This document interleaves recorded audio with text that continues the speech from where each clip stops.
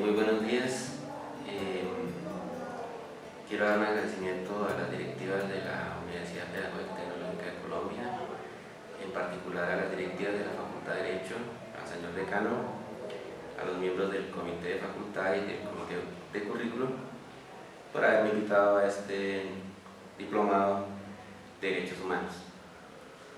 El objeto de esta charla es básicamente hablar un poco sobre precisamente el objeto de los derechos humanos.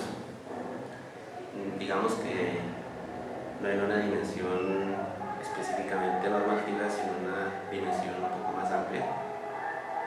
Sin embargo, pues acudiremos a algunos elementos de la dimensión normativa, pues que ya es básica para este tipo de temáticas. Entonces, comencemos. El objeto de los derechos humanos es el conjunto de las dimensiones de la realidad personal en dos perspectivas, en la perspectiva social y en la perspectiva individual. Tomadas estas como patrimonio suyo, es decir, como patrimonio de la persona, sobre las que recae la titularidad sobre el ejercicio y garantía de los derechos humanos.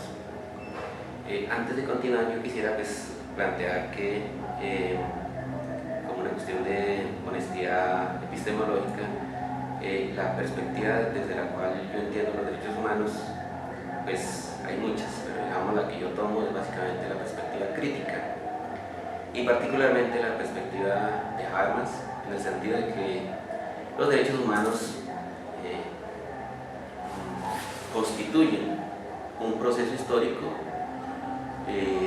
de luchas especialmente sociales que reivindican básicamente la dignidad humana.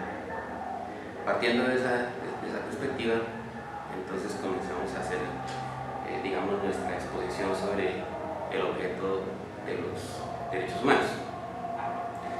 En general, algunos autores, digamos la buena parte de los autores, plantean que el objeto de los derechos humanos lo constituye los bienes de la personalidad.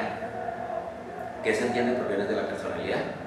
Un conjunto de bienes de carácter esencial para el desarrollo de la personalidad, que son reivindicados ética y políticamente con la pretensión de su conversión en bienes jurídicos fundamentales para su mejor protección y garantía.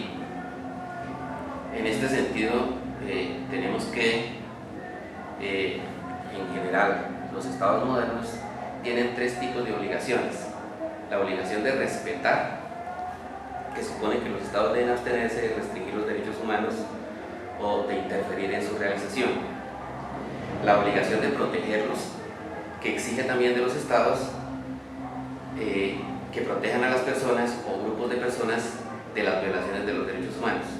Y la tercera, la obligación de promoverlos, que significa que los estados deben adoptar medidas positivas para facilitar la realización de los derechos humanos básicos. Así podemos decir que los derechos humanos pueden ser definidos en términos, digamos, muy materiales, no jurídicos, como necesidades básicas y fundamentales del ser humano. Esas necesidades básicas y fundamentales del ser humano, pues digamos que tienen distintas dimensiones, y de alguna manera esas necesidades básicas y fundamentales han tenido un desarrollo histórico a través de los tiempos. Digamos que dentro de las dos perspectivas de las que hablaba al principio, de que una que plantea el derecho en una dimensión más normativa, más jurídica, más, digamos, institucional, se plantea que los derechos humanos prácticamente vienen desde el inicio del ser humano, desde el inicio del hombre, desde el origen del hombre. Pero la perspectiva crítica, que es básicamente la que yo, digamos, de alguna manera pretendo expresar, muestra que los derechos humanos pueden ser ubicados históricamente a partir de los desarrollos de la Revolución Burguesa, de la Revolución Francesa. En ese sentido, en estas tres garantías yo ubicaría que los derechos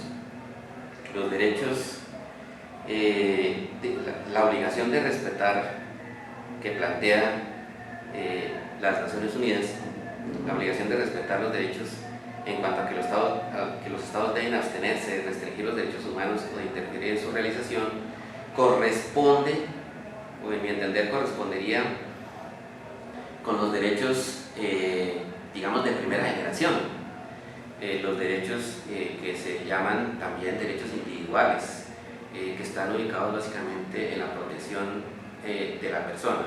Digamos que en ese punto podría uno claramente decir que son la dimensión de esos derechos, si estamos hablando de dimensiones, estarían ubicados en el ser humano, en el hombre, visto pero individualmente, no colectivamente. Por eso, en esos primeros derechos que digamos surgen del contractualismo de Rousseau, del individualismo de Hobbes, esos primeros derechos tienen que ver básicamente con la protección de la persona humana en sentido individual, por ejemplo el derecho a la vida, el derecho a la integridad personal, el derecho, los derechos a la libertad de conciencia, incluso con la libertad religiosa, las libertades básicas, las libertades de locomoción, esas libertades, todas aquellas y todos estos derechos son derechos que se orientan exclusivamente o básicamente a hacer que los estados, digamos que podrían tener dos dimensiones, ¿no? Una, a que los estados no interfieran en el ámbito personal de los individuos. Es decir, que el Estado deje una esfera de libertad íntima e individual de las personas. En ese sentido, por ejemplo, la libertad de locomoción, la libertad de pensamiento, la libertad de conciencia, son libertades que básicamente lo que tienen como contenido es evitar que el Estado, digamos, dentro de su ámbito de intervención, digamos, interfiera con esas órbitas de libertad. Así, por ejemplo, digamos, el primer derecho penal, que es como la estructura normativa que de alguna manera los garantiza, digamos, se construyó dentro de la idea del principio de legalidad penal, que enseña que toda persona puede hacer todo aquello que quiera hacer, que pueda hacer, salvo aquello que estrictamente esté prohibido. Ese es el principio de legalidad penal, y en ese sentido los derechos humanos de la primera generación, digamos, se enmarcan en cuanto a que el sujeto esté, digamos, protegido contra las interferencias indebidas del Estado. Digamos que en los primeros momentos era la lucha de los revolucionarios burgueses por obtener digamos, las libertades básicas, las libertades de locomoción, las libertades de traslado, también libertades que tienen que ver con la conciencia, bueno, en fin, todo ello implica que ese primer ámbito es un ámbito exclusivamente de protección de la libertad, y de protección, digamos, de la vida en su sentido, digamos, más grueso, menos sofisticado como lo es ahora. Decimos que tienen una impronta individualista como libertades individuales que configuran la primera fase o generación de los derechos humanos. Digamos que se diferencia mucho de la segunda generación de derechos humanos, que es la generación de los derechos económicos y sociales. Pero detengámonos un poquito más en los derechos de la primera generación, libertades individuales. A pesar de que el derecho penal, digamos, es represivo, que el derecho penal, digamos, entraña, digamos, una matriz muy fuerte de violencia por parte del Estado frente a los particulares, hay que también tener en cuenta que el derecho penal en cierto sentido, digamos, es la segunda dimensión. La primera dimensión, digamos, es proteger derechos de los demás frente a aquel que los infringe. Proteger el derecho a la vida, por ejemplo, la persona que puede ser atacada por un individuo, o puede ser atacada incluso por el Estado. Entonces se protege la vida, la protege el derecho penal mediante la pena o mediante la amenaza de la pena. También la interferencia sobre la libertad, que puede ser la libertad de locomoción o las libertades, digamos, más espirituales, como por ejemplo la libertad de expresión o la libertad de conciencia o la libertad religiosa. Todas ellas también son protegidas por el derecho penal mediante los tipos penales. Digamos, eso en el ámbito, digamos, de la protección que tiene el derecho penal como elemento configurador de la sociedad en términos de la teoría sociológica Luhmann. Pero también implica una garantía ¿para quién? Para el sujeto que es objeto de proceso. Para el posible infractor de la ley penal, ello implica una garantía. ¿Cuál es esa garantía? La garantía de que se van a seguir una serie de procesos que implican que la persona puede de alguna manera ser oída y ser vencida en juicio. Esa también es una garantía que es muy importante que se tenga en cuenta y que hace parte del ámbito de los derechos fundamentales, es decir, del ámbito de los derechos humanos.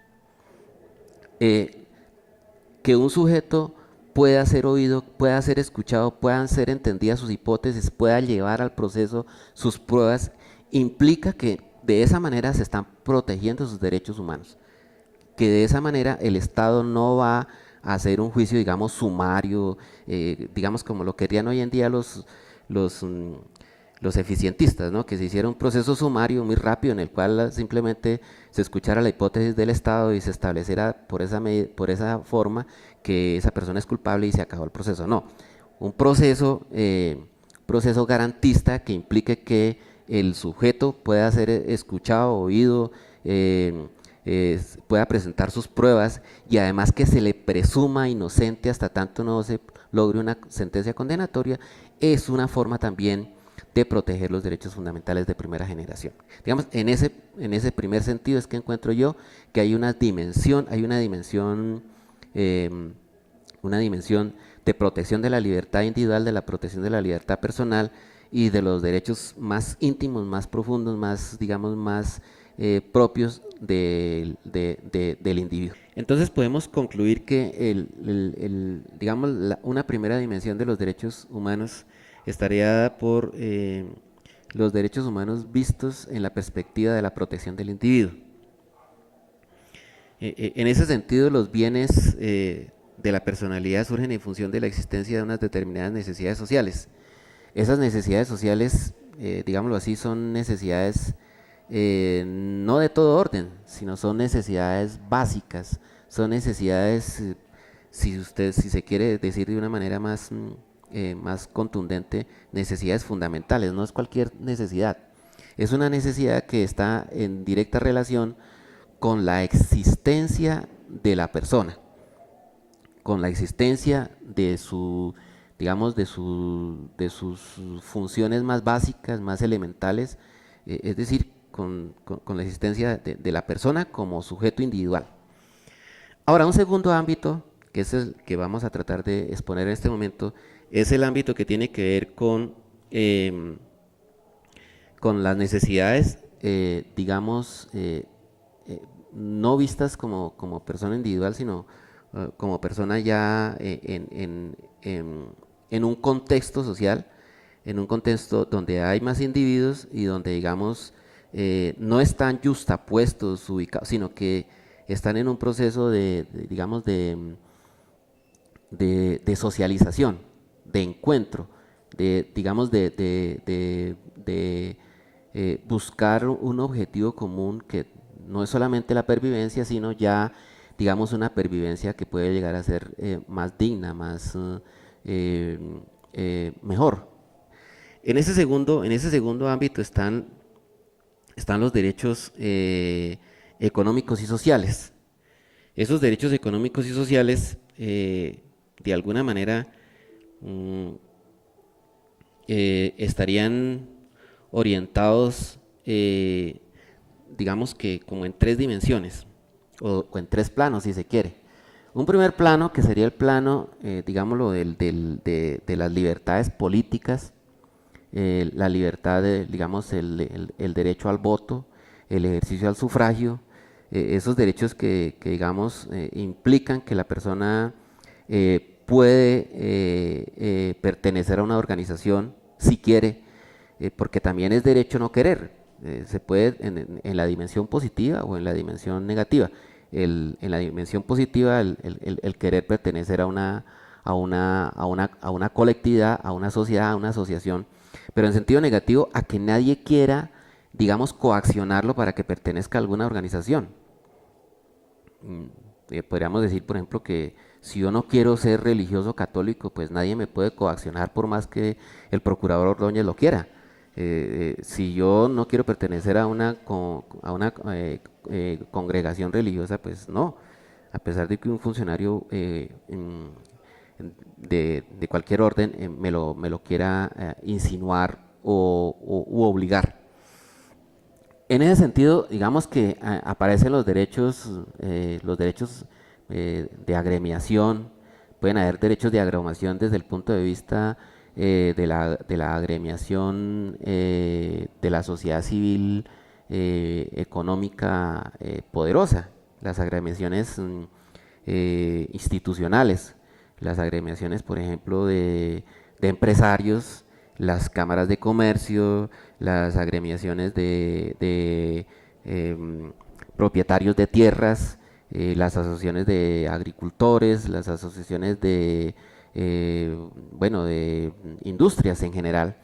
Eso es un tipo de asociación, es un derecho humano también que puede ser protegido también por parte del Estado. Pero también están las asociaciones a las que pertenecen sectores más vulnerables.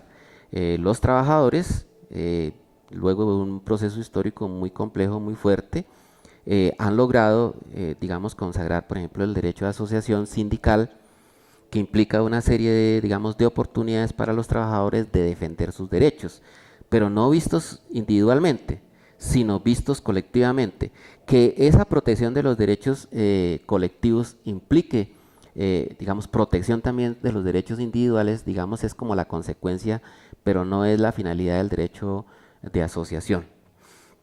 Bueno, también hay otro tipo de derechos económicos, en el sentido de pues, que las asociaciones gremiales pueden, digamos, organizar, lo que no se pueden es organizar carteles, ya como se está viendo en este momento, por ejemplo, carteles para manejar los precios y evitar que se manejen las leyes de la oferta y la demanda para lograr precios, digámoslo así, equilibrados, sino que manipulan por medio de esos carteles los precios de los productos. Eso sí está prohibido, pero que se agremien está permitido y hace parte también de los derechos que tienen las personas de agremiarse. Como también los trabajadores tienen esos derechos de agremiarse en sindicatos, etcétera, etcétera, etcétera. También hay agremiaciones que no tienen, digamos, fines de lucro en sentido estricto. Las asociaciones, las fundaciones, que se hacen, digamos, con fines distintos, las cooperativas, que tienen fines diferentes a la simple protección de derechos económicos o gremiales en particular. Digamos que se pueden asociar para defender derechos gremiales, incluso derechos económicos, sino que me refiero al sentido de que las fundaciones pueden digamos, no tener un ánimo de lucro, o cuando menos no tenerlo de manera explícita, porque muchas de esas asociaciones en general son asociaciones que defienden derechos económicos muy fuertes. De los derechos políticos podemos decir que ellos, digamos, entrañan la posibilidad de la participación en la democracia. Hoy en día, digamos que un elemento fundante de las sociedades modernas realmente, en el que las diversas concepciones políticas, desde las más institucionales hasta las más críticas, consideran que el derecho a la democracia es uno de los derechos de la esencia de la organización social moderna. Todos ellos tienen que ver con la posibilidad que tiene la persona de participar en las decisiones que se tomen a nivel del Estado. La participación que puede ser en referendos, o la participación que puede ser en plebiscitos, o la participación que puede darse también en aspectos, digamos, ya más individuales, como por ejemplo la participación que puede tener una persona, digamos, en acciones judiciales. La acción de tutela es una forma de participar por parte del individuo en la administración de justicia, que muchas veces, en razón a que los derechos humanos, digamos, tienen, digamos, un ámbito de mayor rango de protección que los derechos vistos desde la perspectiva legal, no logran, digamos, ser escuchados, no logra ser escuchada la protección del derecho de la persona, digamos, en un litigio de carácter legal, sí puede ser escuchada en un litigio de carácter constitucional o por medio de la acción de tutela, que se conoce en Colombia, o por medio de la acción de amparo, que se conoce en México o en otros países de América Latina. Pero digamos que esa es una manera que tiene el individuo de participar en acciones judiciales que le permiten al Estado escucharlo, saber cuáles son sus inquietudes, sus expectativas respecto de la administración de justicia. Entonces vemos que participa desde el punto de vista del voto, del sufragio, participa también desde el punto de vista de que se tengan en cuenta sus expectativas, sus ideas en relación con las decisiones políticas. Puede hacerlo por medio del sufragio, pero también puede hacerlo por medio de otros mecanismos, como los que ya habíamos mencionado, que son el referéndum, el plebiscito, bueno, la consulta, en fin, hay una serie de mecanismos que establece la Constitución que sirven para eso. También hay participación, digamos, desde el punto de vista individual, en que el individuo tenga la posibilidad de acceder a un empleo, de que él pueda cumplir una función pública, porque la función pública no es únicamente para que el individuo pueda obtener sus bienes y servicios que le permitan su existencia, sino además para que el individuo le sirva a la comunidad. Eso es una manera de participar también, que el individuo no solamente es un funcionario que se vale pues del Estado para poder supervivir, sino que el individuo fundamentalmente es un individuo que le puede prestar servicios a la comunidad desde sus diversos ámbitos personales. Esa es una de las formas de realización personal, el servicio público. Bueno, entonces eso desde la órbita de los derechos, digamos, desde la perspectiva de la participación. Volviendo nuevamente sobre los derechos económicos y colectivos, tenemos pues la propiedad privada, es una forma también de derecho, muchos no lo estiman como derechos humanos, pero pues digamos que la propiedad privada como ideología no, pero sí digamos la propiedad, digamos la posibilidad de acceder a bienes y servicios por parte del individuo hace parte también de un derecho económico que tiene. Digamos la perspectiva marxista de lo que habla es de la propiedad sobre los medios de producción, pero no sobre la propiedad individual. La propiedad individual, pues, digamos, es una cosa que de alguna forma implica que los sujetos pretendan dominar algunos objetos pues para la satisfacción de sus necesidades básicas, y en ese sentido también haría parte de un derecho fundamental, no en el sentido de apropiación, acumulación de propiedad únicamente con fines acumulativos, no. También tendría que ver con derechos que tienen que ver con la seguridad social, aquellos que tienen que ver con la protección, por ejemplo, de la salud, las pensiones, son derechos que están ubicados en ese ámbito de los derechos económicos y sociales, en el sentido de que es una dimensión en la que están integradas no solamente el individuo con la sociedad, sino todos los individuos vistos socialmente. Desde esa perspectiva también habría, digamos, como una dimensión particular, y es que los derechos humanos, digamos, si bien es cierto, sirven al individuo, son derechos eminentemente de la humanidad. Es decir, para que un derecho humano pueda tener la categoría de derecho humano, es porque es un derecho que, digamos, no responde a las expectativas de un sujeto particular, sino que corresponden a las expectativas de toda la humanidad. Ese sería un segundo carácter, ya no un carácter individualista, sino un carácter colectivo.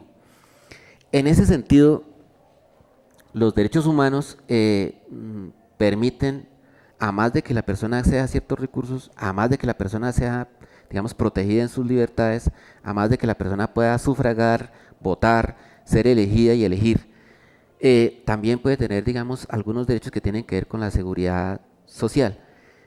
La salud, por ejemplo, es un derecho, digamos, que está conexo con el derecho a la vida y en cierta forma con el derecho a la integridad personal, que son derechos de la primera generación. Son conexos con ellos, ¿por qué? Porque, digamos, están íntimamente vinculados a ellos. El derecho a la salud implica que la persona pueda vivir, pues digamos, en primer lugar, en un ambiente sano. En segundo lugar, en que digamos, sus funciones vitales no sean, digamos, fuertemente atacadas por enfermedades, pestes, etcétera, etcétera, o producto de accidentes y cualquier otro tipo de accidentes, ya sean particulares o accidentes de trabajo. Y también que la persona, digamos, pueda tener una vida digna en el sentido de la dignidad humana, en el sentido de que esa persona pueda disfrutar de sus potencialidades en el desarrollo de su vida.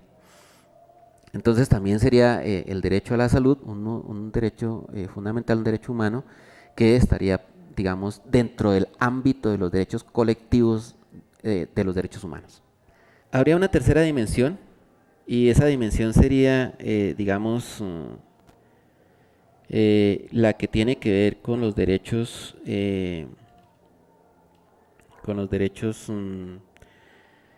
humanos de la tercera generación.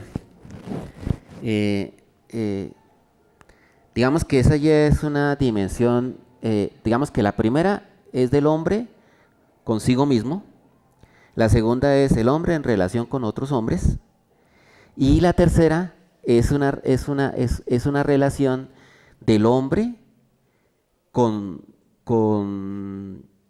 su contexto, digámoslo así, con la humanidad y con el mundo, con la naturaleza, con el universo.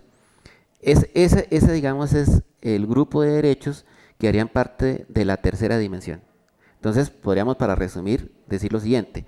Hay un primer ámbito, o digamos una primera dimensión, que es la dimensión de los derechos humanos a nivel individual.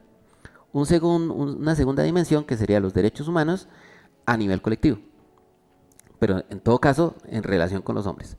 Y una tercera dimensión, que sería los derechos humanos en relación con su contexto existencial, que sería en relación con la naturaleza, con el universo en general. De esos tres, digamos, en esa tercera perspectiva se encuentran, digamos, los derechos de tercera generación. Ellos reivindican derechos humanos que tienen que ver básicamente con, digámoslo así, con la pervivencia del sujeto, pero más que la pervivencia del sujeto o de los sujetos, de la pervivencia de la humanidad, de la pervivencia de la comunidad. A ese tercer ámbito, a esa tercera dimensión, es que hace referencia ese grupo de derechos humanos de tercera generación. En ellos están básicamente aquellos que tienen que ver con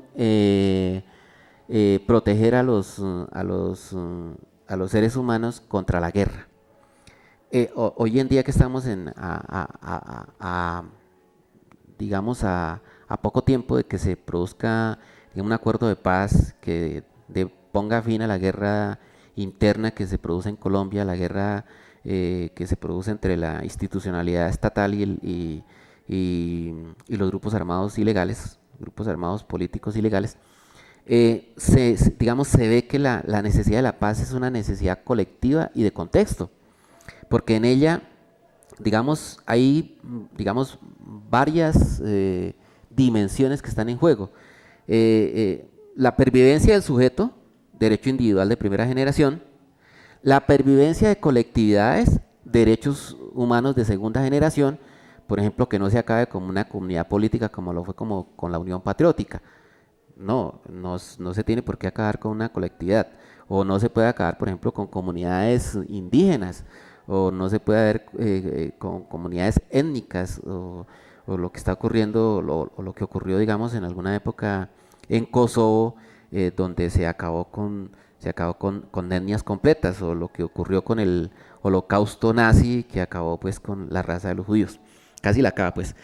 En fin, quiere ello decir que en esta tercera dimensión de los derechos humanos, esa dimensión está relacionada con, digamos, con el ámbito mayor, que tiene que ver con derechos, como por ejemplo el derecho a la paz. En ese sentido, la comunidad internacional ha puesto sus ojos sobre la necesidad de que el mundo viva en paz. ello no quiere decir que desaparezca el conflicto, pero lo que pasa es que una cosa es el conflicto como la posibilidad de que las demandas sociales o las demandas individuales puedan ser, digamos, escuchadas, vistas, negociadas, tratadas, se pongan en circulación, en fin. Y otra cosa es que un determinado grupo, con el uso de las armas o con el uso de cualquier otros elementos de exterminio, acaben con una comunidad o acaben con un individuo, acaben con un grupo social determinado. En ese sentido, la paz hace parte de los derechos humanos de tercera generación, como la necesidad que tiene el ser humano de vivir también en un ámbito psicológico de tranquilidad, de saber que no está sometido, digamos, a la expectativa de que en cualquier momento puede perder su vida. En sociedades altamente conflictivas, pues obviamente un individuo que vive bajo esas presiones, pues no tiene una vida, digamos, deseable, sino una vida muy desdichada. Entonces, en ese sentido, tanto en el ámbito colectivo como en el ámbito individual, la necesidad de la paz digamos, es muy, digamos, se hace necesario conseguir la paz. Bueno, también dentro de este ámbito de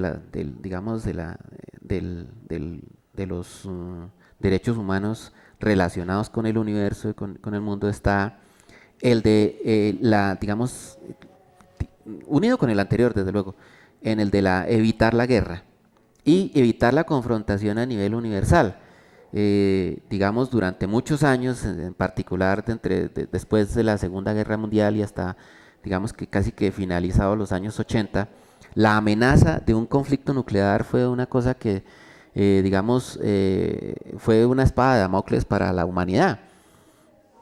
Básicamente, las generaciones que tuvimos la oportunidad de vivir esos tiempos, escuchábamos continuamente que a las posibilidades de que se despichara el botón rojo y que inmediatamente se pusieran en funcionamiento las ojivas nucleares, era una cosa que no nos dejaba dormir tranquilos. Muchas personas, pues, obviamente interesadas en la humanidad, vieron cómo esa era una amenaza muy real, muy fácil de que se pudiera, digamos, producir. Las potencias, en ese momento la Unión Soviética y los Estados Unidos, con fines disuasivos, se llenaron de unos arsenales de armas increíbles que podían terminar a la humanidad como un enorme cementerio y con un enorme, digamos, basurero. Hoy en día, pues, se ha visto que eso ha ido, digamos, se ha disuelto un poco la amenaza, pero pues la amenaza está latente, ahí está todavía, los arsenales nucleares no se han acabado, están todavía presentes, pero digamos que se le ha bajado un poco, digamos, la tensión en ese sentido. Y pues la hegemonía de los Estados Unidos en esa medida, pues también se ha vuelto más fuerte, más poderosa, se muestra ya como el policía mundial que se ha pretendido ser siempre y que pues en efecto lo es. Bien, entonces podríamos decir que esa es una segunda, digamos, la lucha contra la guerra, un poco es un derecho bastante paradójico, ¿no? Porque es una lucha que podría uno decir que es la guerra contra la guerra, es una cosa paradójica, pero finalmente es así, es evitar la guerra de alguna forma. Bueno, también encontramos otro elemento que es muy importante también, que es el uso de las tecnologías y de la ciencia en sí misma. ¿No? La ciencia en sentido estricto, pues lo que buscaría sería, digamos, el mejoramiento de la sociedad, digamos, la consecución de la promesa de la ilustración, de lograr superar todo tipo de necesidades y la emancipación del hombre. La ciencia fue, y desde siempre lo ha sido, digamos, como esa promesa incumplida de que por medio de la ciencia se podía lograr, digamos, como la emancipación del hombre de todo tipo de oprobio. Pero la ciencia, digamos, tiene peligros, y en particular la tecnología, es decir, el uso que de la ciencia se hace de manera ya más particular. Hoy en día, digamos, hay amenazas muy profundas, por ejemplo, la informática, la informática que está nuevamente atentando, digamos, contra derechos, digamos, de primera generación, pero también está atentando contra derechos de segunda generación, en el sentido de que, por ejemplo, la informática ha abierto los espacios para que digamos, intervenga en la intimidad de las personas. Entonces, se ha reclamado que los derechos humanos sean fuente también o un mecanismo que permita proteger a los individuos contra esas intervenciones de otros individuos o del Estado en la intimidad de las personas. Hoy en día es muy fácil, por medio de un celular o por medio de una cámara, involucrarse en la intimidad de las personas, cosa que no debe ser. Desde luego que ese es un derecho fundamental, y los derechos de tercera generación que de alguna manera reafirman la necesidad de que la ciencia y la tecnología sea utilizada de manera adecuada. Otra problemática que se presenta muy importante es la biotecnología. Con la biotecnología digamos, se pretendería de alguna manera, digamos, lograr mejoramientos en cuanto a la cura de enfermedades, en cuanto a la cura de problemas, digamos, de carácter fisiológico o anatómico de los seres humanos, por ejemplo, con algunos mecanismos que desarrolla la biotecnología, pero también, digamos, que ella implicaría unos serios peligros, por ejemplo, como la clonación. La clonación implicaría, digamos, construir individuos réplicos, como una famosa película de los años 80, en la que se presentan los famosos réplicos, y con la cual, digamos, de alguna manera se buscaría, digamos, construir sujetos, digamos, a partir de desarrollos biológicos. Todo ello conllevaría, digamos, problemas de carácter ético, problemas de carácter filosófico, problemas de carácter político, que pues, digamos que de los cuales no tenemos, digamos, ningún tipo de perspectiva de desarrollo todavía, digamos, confiable. Por ello, digamos, todo ello implicaría problemas para la sociedad, para los individuos. Entonces, ese uso tanto de la biotecnología como de la informática, como de las armas nucleares, como las armas de guerra, es uno de los elementos que los derechos humanos hoy en día tratan de desarrollar. Desde luego que no es, por ejemplo, un problema de la sociedad colombiana. Aquí no tenemos problemas de atómicos, no tenemos bomba atómica ni nada de esas cosas.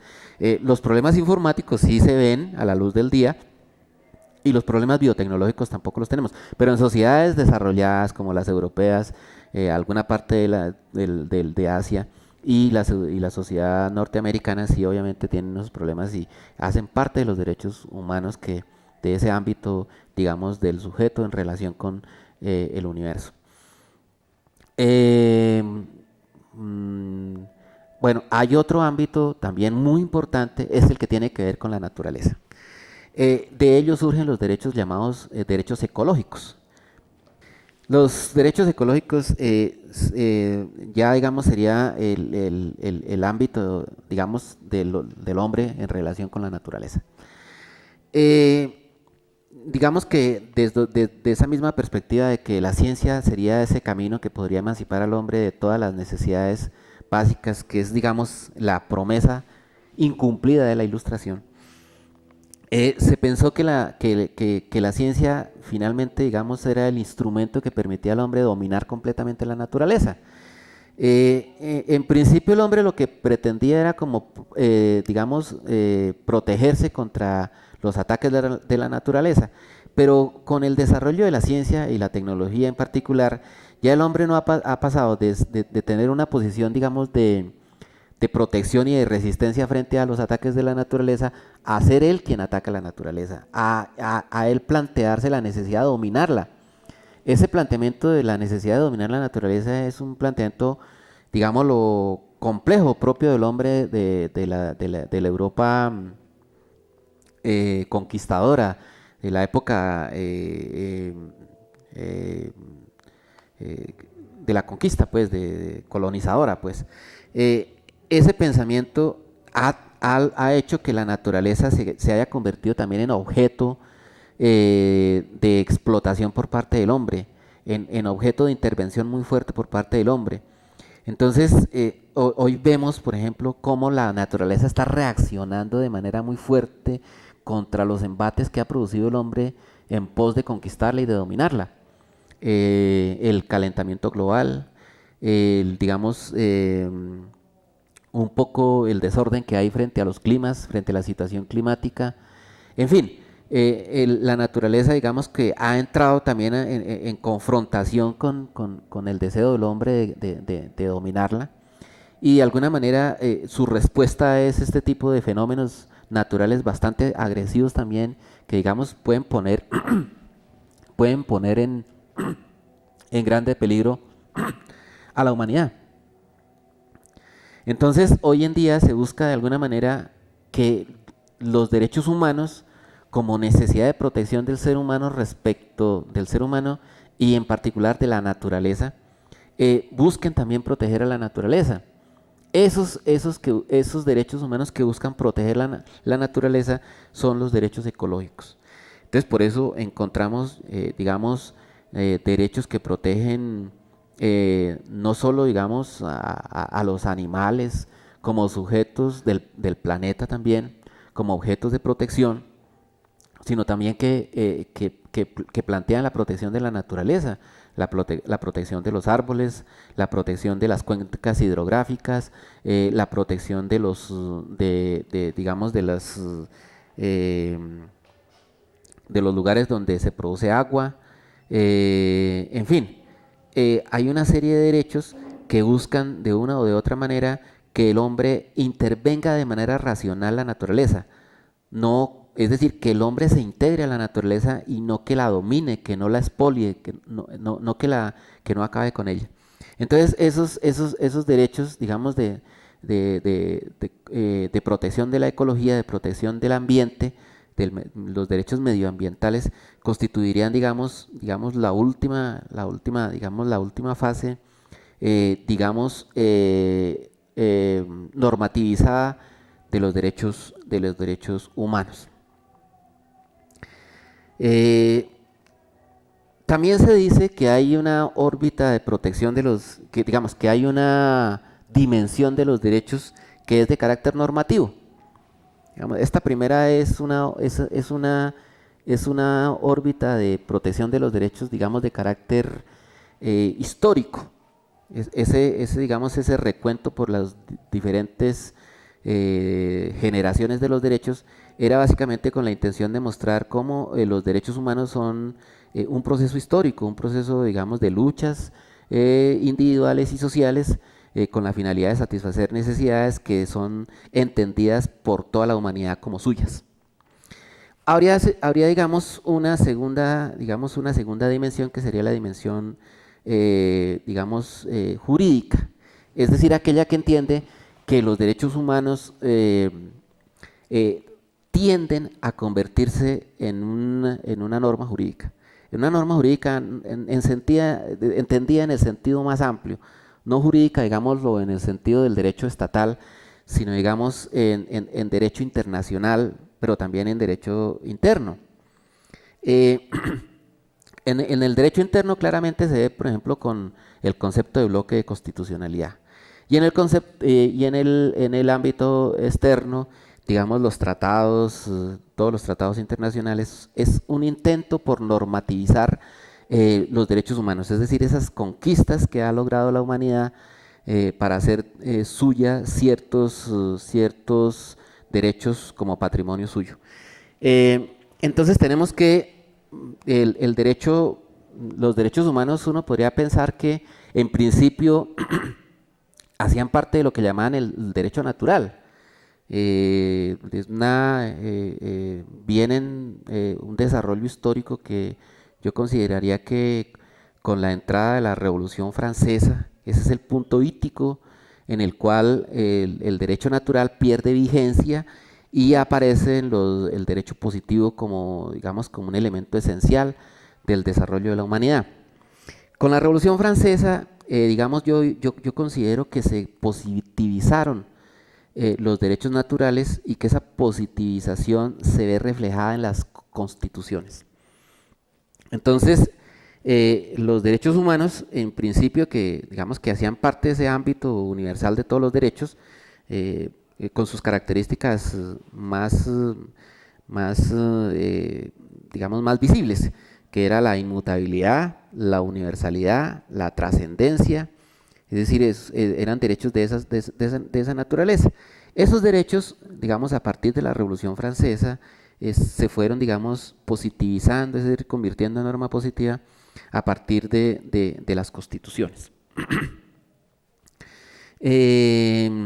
Digamos que la Declaración de los Derechos del Hombre y la Declaración de los Derechos Humanos, de la Declaración de Virginia, esas declaraciones, digamos, son los primeros, digamos, las primeras positivizaciones de los derechos humanos.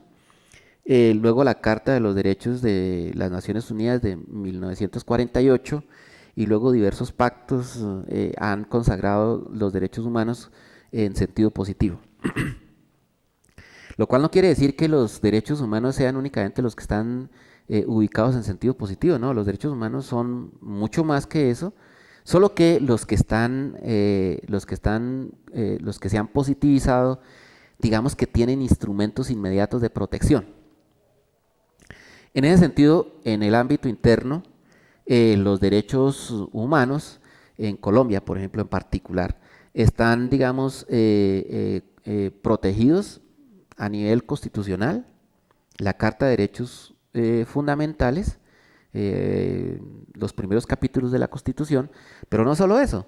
La teoría del bloque de constitucionalidad implica que a pesar de que existan otros, es decir, si existen otros derechos fundamentales que no están consagrados en la Carta Política, bien pueden ellos ser objeto de protección si hacen parte de los derechos humanos.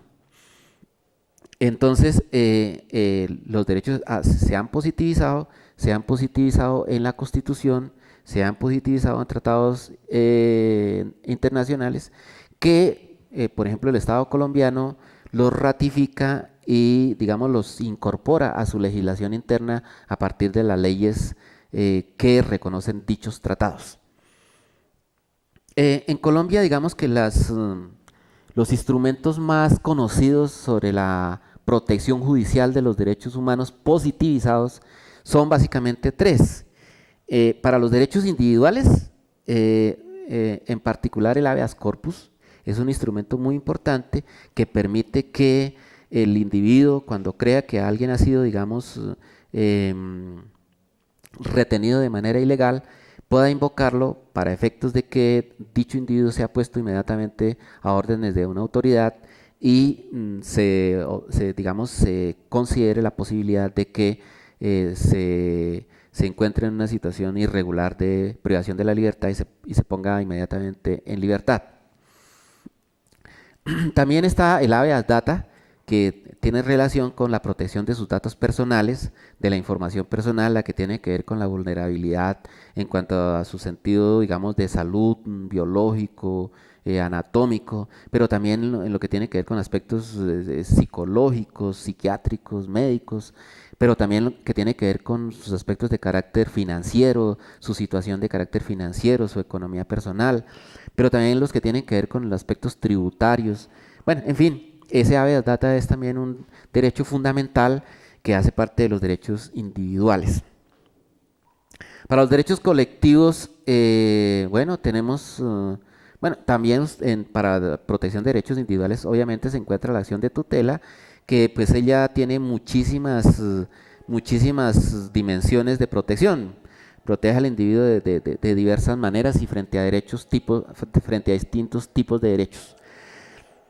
Frente a derechos colectivos, las acciones de grupo, las acciones populares, son acciones jurídicas que permiten, digamos, proteger derechos colectivos, derechos económicos y sociales.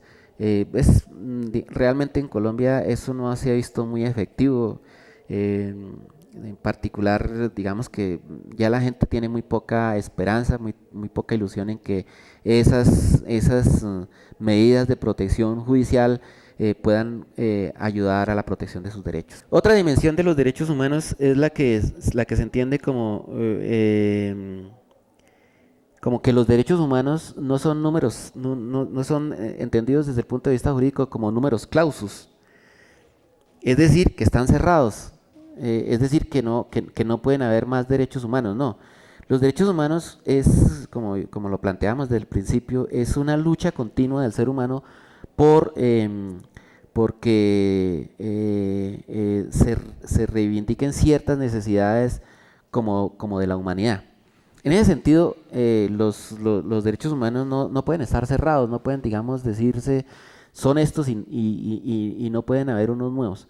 La dinámica social, la dinámica económica y la dinámica política implican que continuamente se tiene que revisar cuáles son los derechos humanos que están, digamos, que son digamos, adecuados al momento cultural, al momento social, al momento económico, al momento político que se vive. Por esa razón, los derechos humanos, digamos, tienen que irse actualizando. Algunos dejarán de ser, digamos, necesarios, puede uno decirlo, y otros se convertirán en derechos, digamos, esenciales. Esos derechos se pueden dar por la confluencia de diversos tipos de derechos, como lo mencionamos en momentos antes. Por ejemplo, los riesgos electrónicos, los riesgos informáticos han obligado a volver la vista sobre los derechos humanos de primera generación, en el sentido de que estos instrumentos tecnológicos y científicos han hecho que se ponga en riesgo ese tipo de derechos. Entonces, con el avance científico, con el avance tecnológico, van apareciendo nuevos derechos o se van produciendo composiciones de derechos, es decir, entre un derecho individual y un derecho colectivo se compone un nuevo derecho, un tercer derecho, que digamos lo que busca es proteger al individuo desde el punto de vista individual, pero también desde el punto de vista colectivo y en su relación con la naturaleza. Digamos que ese sería el entendimiento de que los derechos humanos no son números clausus, sino son números apertus, es decir, que están todo el tiempo, digamos, en la posibilidad de que se puedan aparecer nuevos derechos, se puedan construir, digamos, nuevos entendimientos culturales y jurídicos tendientes a proteger una nueva necesidad que aparezca con el tiempo.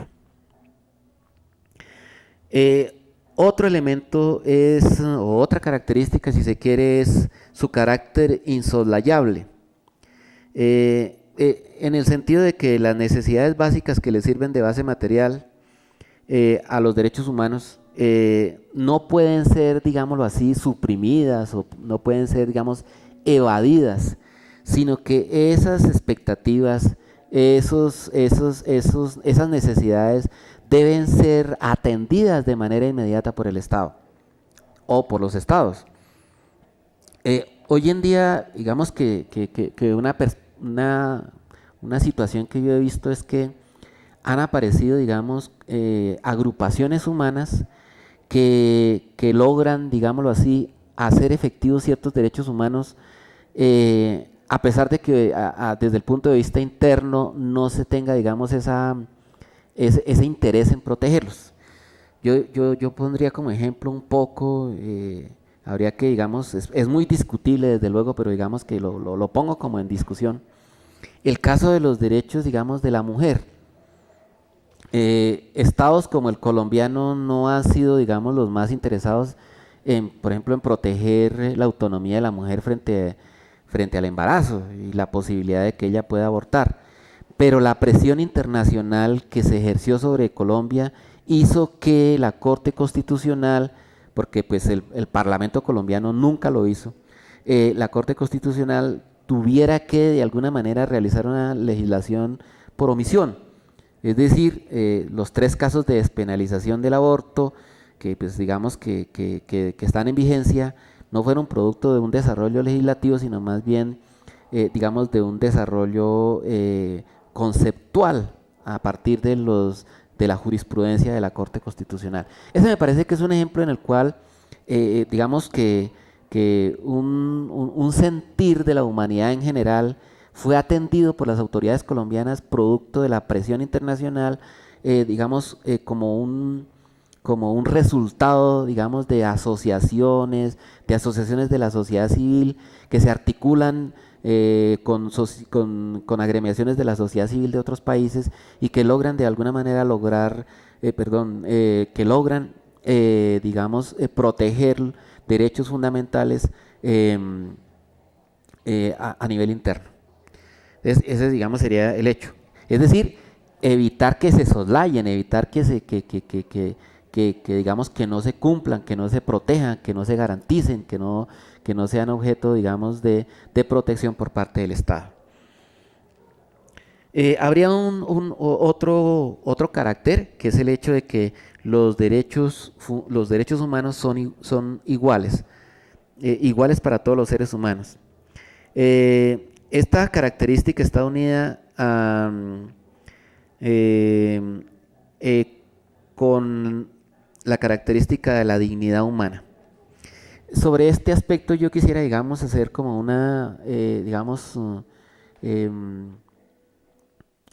complemento, en el sentido de que la igualdad es un concepto no tan viejo, es un concepto más bien nuevo. Si bien es cierto, en las sociedades antiguas, en Grecia, en Roma, digamos, habían sujetos que estaban iguales entre sí, los ciudadanos, pero ellos frente a otros grupos humanos estaban en condiciones de desigualdad evidente. La idea de la igualdad es una idea que de alguna manera uno la encuentra más bien en aspectos de carácter mitológico y religioso, y que a pesar de la crítica que se le puede hacer a las religiones y a los mitos, ellas han de alguna manera propiciado el concepto de el concepto de igualdad. La religión católica, de alguna manera, el concepto de igualdad se muestra de manera muy abierta, digamos, en los planteamientos cristianos, el concepto de igualdad generalizado. Bueno, claro que las congregaciones a su interior no es que sean muy iguales, pero digamos que el pregón de que todos somos iguales es un concepto claro. Y yo lo he visto también en el desarrollo, por ejemplo, de otras religiones. En algunas otras evidentemente se mantienen las castas, la desigualdad de manera muy abierta, pero digamos que el sentido general muestra, digamos, como la igualdad como un derecho, digamos, que viene. Ahora, con la modernidad, con la Revolución Francesa, digamos, igualdad, fraternidad y solidaridad, digamos, fueron elementos, y libertad, fueron elementos muy propios de las revoluciones burguesas. La crítica a ese tipo de derechos ha mostrado que esa libertad era para fines comerciales y que esa igualdad era únicamente un instrumento frente a la ley. Pero más sin embargo, hay que entender que hoy en día, a nivel universal, a nivel general, se entiende claramente que la igualdad no debe ser una cosa de formalidad frente a la ley. Hay que propiciar las condiciones materiales para que esa igualdad sea material, no simplemente formal. Y digamos que a nivel jurídico se pueden ver, digamos, desarrollos en ese sentido. Digamos, la Corte Constitucional ha desarrollado la teoría, que no es de ella, obviamente eso viene de los Estados Unidos, la famosa acción afirmativa, que, digamos, de alguna manera pretende, digamos, mostrar cómo grupos humanos han sido tradicionalmente vulnerados, han sido, digamos, objeto de discriminación, y que los estados modernos tienen que de alguna manera propiciar las condiciones para que eso no se dé. Entonces, ese es el otro elemento, la otra característica que es fundamental frente a los derechos humanos. Es decir, la igualdad no en sentido formal, no en sentido de igualdad frente a la ley, sino en sentido material, que las condiciones permitan que todos los sujetos podamos gozar de las mismas garantías y de los mismos derechos. Ello también implica romper con los privilegios de carácter económico, romper con los privilegios de carácter político, romper con todo tipo de privilegios.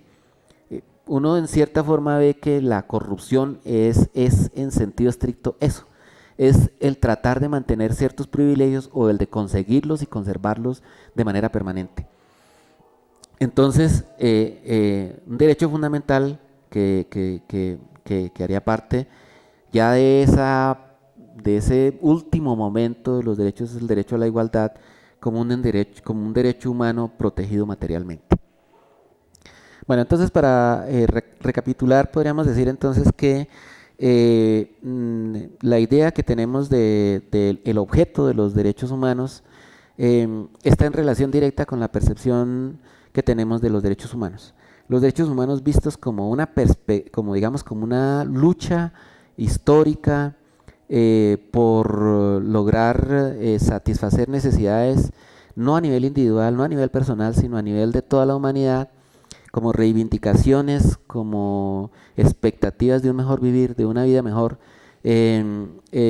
implican entonces que los derechos humanos se ven en su objeto como las distintas dimensiones en las cuales se desarrolló histórica, económica y políticamente la lucha por los derechos humanos. Sin, desde luego, perder de vista que, digamos que un mecanismo para hacerlos efectivos y reales es su positivización en los ordenamientos internos, ya sea a nivel constitucional o a nivel legal. Pero de todas maneras, sin perder de vista también que ellos no podrán ser nunca garantizados ni cumplidos, sino también a partir de la continua lucha por ellos a nivel social. Entonces vimos las diversas generaciones de los derechos humanos partiendo de la perspectiva de que la primera dimensión es la dimensión individual. En ella vimos los derechos de primera generación, luego vimos los derechos humanos entendidos en una dimensión social, en una dimensión colectiva, en una dimensión, digamos, de derechos del hombre en relación con otros hombres, y vimos los derechos de segunda generación. Luego vimos los derechos de tercera generación, que son los derechos del hombre y de los hombres en relación con la humanidad, con la naturaleza, con el cosmos, con el universo.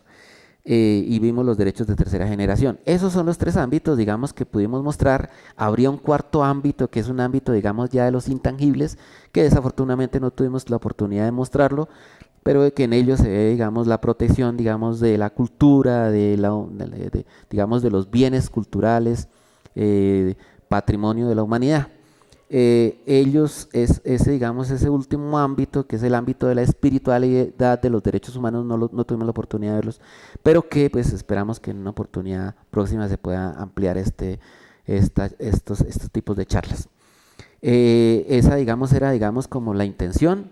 De cualquier manera, presento disculpas si ha habido, digamos, algún aspecto que se haya mostrado errado o digamos que no se haya profundizado lo suficiente. De cualquier manera, pues eso era lo que yo pretendía. Es algo bastante personal, creo que va a ser entendido así.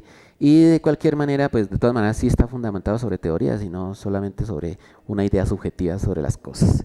Bueno, señores diplomandos, eso era todo, y vuelvo a agradecer a las autoridades de la universidad y de la facultad por la oportunidad de charlar sobre estos aspectos. Muchas gracias.